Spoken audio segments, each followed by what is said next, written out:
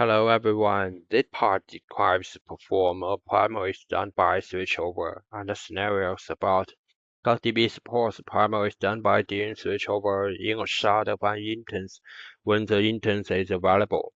You can promote a standby DN to the primary DN in the shard. Let's start to perform switchover. Look at here, click GaussDB. And click the target instance name to go to the basic information page. In the node list area, click switch primary and standby DNs.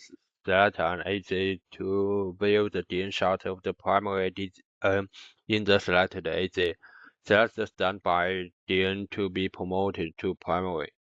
Interview range and click OK. Select the standby DN to be promoted to primary. And wait some seconds.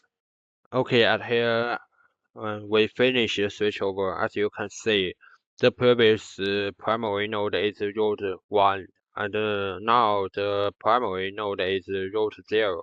Okay, let's finish our switchover. Thanks for listening.